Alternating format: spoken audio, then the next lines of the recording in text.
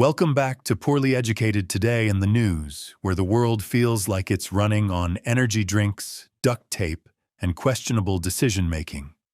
Every headline lately sounds like it was written by a committee made up of a conspiracy theorist, an economist, and a raccoon that just discovered caffeine.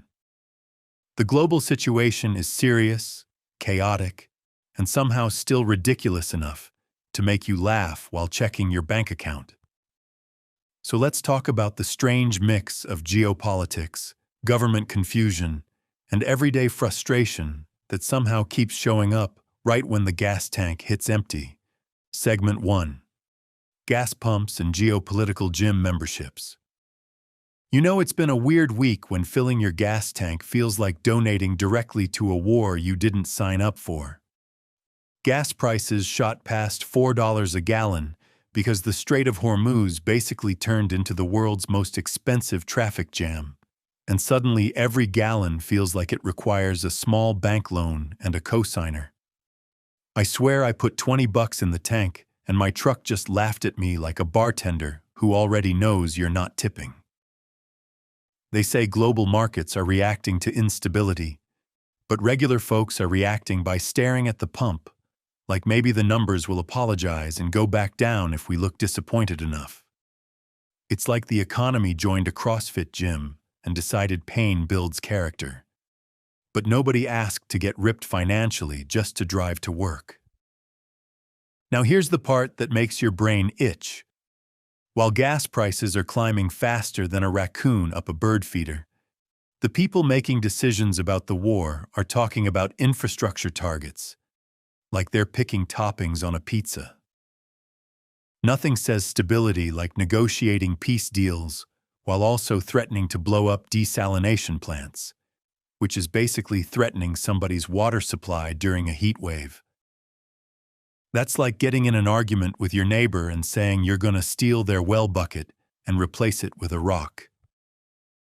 The grounded reality is this stuff actually moves markets, affects grocery prices, and hits working people first, which is why every international conflict somehow ends up costing me $7 for a pack of hamburger buns. Segment 2. The government shutdown that forgot the government. Meanwhile, back home, the Department of Homeland Security shutdown is still dragging on, which is wild because Homeland Security sounds like something you'd want functioning when the world feels spicy. Thousands of federal workers are still waiting on paychecks, while lawmakers took off for Easter recess like kids sprinting out of school on the last day before summer break. Nothing inspires confidence like the people in charge of national safety checking their watches and saying, "Well, this feels like a problem for later." TSA workers finally got partial back pay, which is kind of like getting half a sandwich and being told the rest is in the mail, maybe eventually, if Congress remembers where they put the peanut butter. The absurd part is border crossings are reportedly at historic lows, which means the government is basically arguing over how to fix a problem that's already quieter than a possum playing dead. It's like two mechanics fist-fighting in the driveway over who gets to fix a car that's already running fine. The grounded observation here is simple. The longer this drags out, the more regular workers end up juggling bills, interest payments, and stress, while politicians debate messaging strategies like they're picking fonts for a birthday invitation. Segment 3, the ballroom, the bunker, and the gold bathroom situation. In the middle of all this chaos, plans for a massive White House mega ballroom dropped, complete with talk of a subterranean military complex underneath it, which sounds less like architecture and more like a James Bond villain designing a wedding venue. I can't even get a level floor in my living room, and apparently somebody is installing bulletproof glass and marble bathrooms like Versailles met a panic room and had a baby. Critics are roasting the design for fake windows and staircases that don't lead anywhere, which honestly sounds like half the government's decision-making process lately. Nothing says efficiency like building decorative exits that go nowhere while actual problems are knocking on the door asking for rent money. Now, I'm not saying people shouldn't enjoy nice buildings, but the contrast is something else when workers aren't getting paid and leadership is talking about gold decor accents like they're comparing tractor paint colors. It reminds me of folks who put shiny chrome rims on a truck that doesn't have an engine yet. The grounded observation is that optics matter, especially when people feel squeezed by prices, uncertainty, and headlines that read like satire, but unfortunately come with real consequences. Segment 4. Tech giants playing musical chairs with artificial intelligence. Over in the tech world, Apple decided to partner with Google's AI systems, which feels like watching two rival barbecue restaurants suddenly sharing the same secret sauce, because neither one could figure out how to smoke the brisket properly. Apple spent years telling everyone their ecosystem was sealed tighter than Grandma's pickle jar, and now suddenly they're letting outside intelligence plug in like a power strip behind a television. It's the corporate version of telling your neighbor you don't need help fixing the fence, then quietly hiring them at midnight when the cows escape. The grounded takeaway is the AI race is moving so fast that even trillion-dollar companies are realizing they can't build everything themselves, which tells you just how quickly technology is changing the landscape. It also means the phone in your pocket might soon run software powered by companies that compete harder than cousins at a county fair pie contest. When competitors start collaborating, you know the pressure is hotter than a tailpipe in July. Segment 5. Weather, weirdness, and the universe adding extra chaos.